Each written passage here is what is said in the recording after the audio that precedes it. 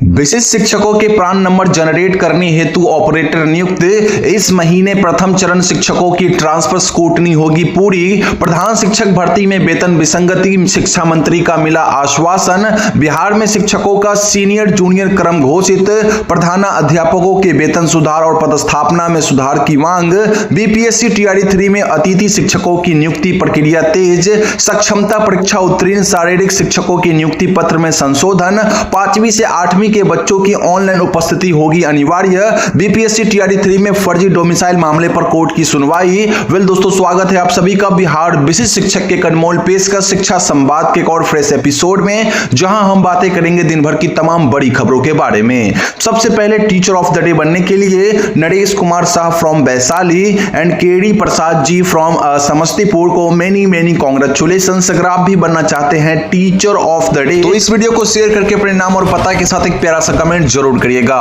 खबरों का सिलसिला स्टार्ट करें तो बिहार में सक्षमता परीक्षा 1 के तहत 1,87,818 शिक्षकों में से 1,83,275 की काउंसलिंग पूरी हो चुकी है और 1,72,165 शिक्षकों ने तकनीकी रूप से योगदान भी कर लिया है। हालांकि अब तक केवल 1,08,932 शिक्षकों ने प्राण कार्ड के लिए अप्लाई किया है, जिनमें से 35,937 आवेदकों को जिला शिक्षा अधिकारी द्वारा स्वीकृत भी कर लिया गया है, लेकिन मात्र 14,582 का प्राण कार्ड जनरेट हो सका है, जबकि 62,928 शिक्षक अब भी प्राण कार्ड के लिए आवेदन नहीं कर पाए हैं, जिससे उनका वेतन लंबित है। इसी के साथ अगली रिपोर्ट की ओर रुख करेंगे तो जिला शिक्षा पदाधिकारी सुपौल के कार्यालय द्वारा विशिष्ट शिक्षकों के प्राण नंबर जनरेट करने के कार्य में प्रगति न होने के कारण 4 ऑपरेटरों को प्रतिनियुक्त किया गया है। उन्हें प्रतिदिन 200 प्राण नंबर जनरेट करने की जिम्मेदारी दी गई है। सभी प्रखंड शिक्षा पदाधिकारियों और संबंधित विशिष्ट शिक्षकों को इस संबंध में सूचना दी गई है ताकि यह कार्य समय पर पूरा हो सके। बाकी जिला भी इस तरह के इस काम के लिए अलग से ऑपरेटर को प्रतिनियुक्त कर देना चाहिए ताकि सभी जिलों में प्राण जनरेशन का काम समय जल्द से जल्द पूरा हो सके। एंड साथियों, बिहार में शिक्षकों के ट्रांसफर की प्रक्रिया भी शुरू हो गई है, जिसमें पहले चरण में 3,339 शिक्षकों की स्क्रूटनी इस महीने पूरी होगी। कैंसर और गंभीर बीमारियों से पीड़ित शिक्षकों का ट्रांसफर प्राथमिकता पर किया जाएगा। इसके बाद अन्य शिक्षकों का स्थानांतरण होगा। ट्रांसफर प्रक्रिया के दौरान शिक्षकों को नाम के बजाय एक अलॉटेड नंबर से पहचाना जाएगा। निलंबित और बकायेदार शिक्षकों का ट्रांसफर नहीं होगा और पारदर्शिता बनाए रखने के लिए 16 अधिकारियों की टीम बनाई गई है। लेकिन साथियों, आपको बता दूं कि इस महीने का भी फिर से दावा किया जा रहा है कि पहले चरण का स्क्रूटनी कंप्लीट होगी, उसके बाद ट्रांसफर होगी, लेकिन देखना होगा यह कंप्लीट हो भी पाती है या फिर नहीं। साथियों, इसी के साथ बिहार के बीपीएससी टीआरई 3 में उच्च माध्यमिक शिक्षकों की नियुक्ति में अतिथि शिक्षकों को शामिल करने की प्रक्रिया तेजी से चल रही है। शिक्षा विभाग ने उनकी काउंसलिंग पूरी कर ली है और कागजात की जांच की जा रही है। अतिथि शिक्षकों को उनके अनुभव के आधार पर प्रतिवर्ष 5 अंक दिए जाएंगे, जो अधिकतम 25 अंक तक होंगे। शिक्षा विभाग जल्द ही सूची बीपीएससी को भेजेगा, जिसके बाद संशोधित परिणाम को बीपीएससी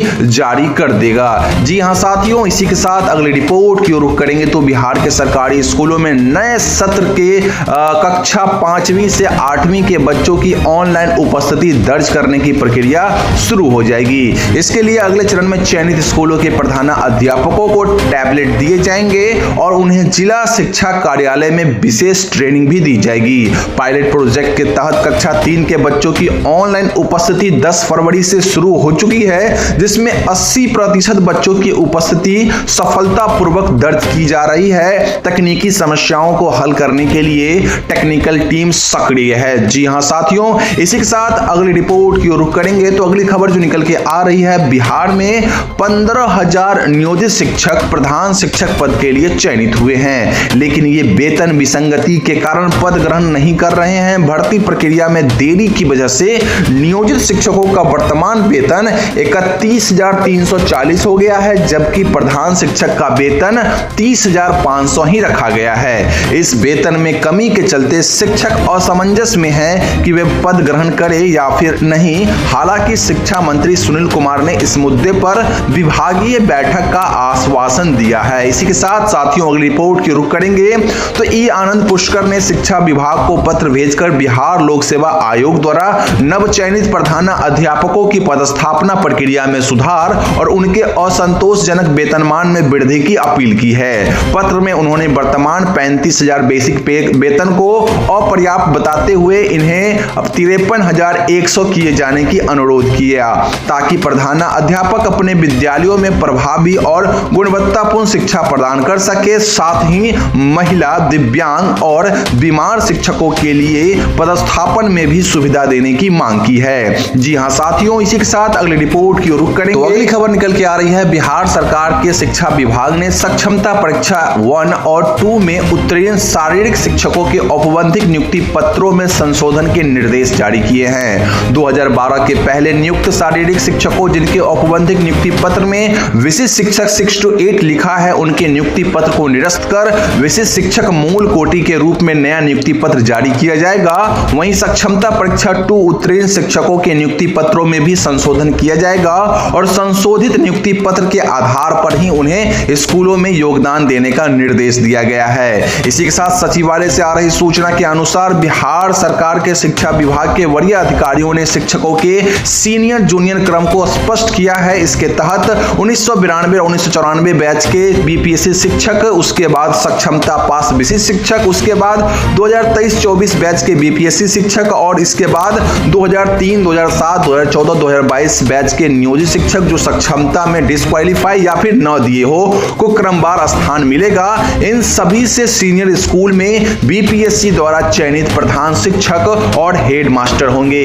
जी हां शिक्षक साथियों, ये बड़ी अपडेट जो कि आप सभी साथियों को समझ लेनी चाहिए। इसी के साथ बीपीएससी टीआरई 3 के वर्ग 1 से 5 में चयनित कुछ शिक्षिकाओं पर आरोप है कि उन्होंने उत्तर प्रदेश से होने के बावजूद बिहार का फर्जी डोमिसाइल और जातीय प्रमाण पत्र बनाकर आरक्षण का लाभ लिया है। परिवादी अमित विक्रम ने मांग की है कि इन शिक्षिकाओं के दस्तावेजों की जांच की जाए और अगर प्रमाण पत्र फर्जी पाए जाते हैं तो कठोर कार्रवाई की जाए। जी हां साथियों, इस मामले की सुनवाई 28 फरवरी 2025 को सुबह 11 बजे तय की गई है। अब देखना होगा क्या निर्णय निकल के आती है। तो दोस्तों ये थी दिन भर की सभी बड़ी खबरें जो कि मैंने आपको प्रोवाइड कर दी। अन्य सभी खबरों के लिए बिहार विशिष्ट शिक्षक के ऑफिशियल व्हाट्सएप चैनल से अभी जुड़ना मत भूलिए।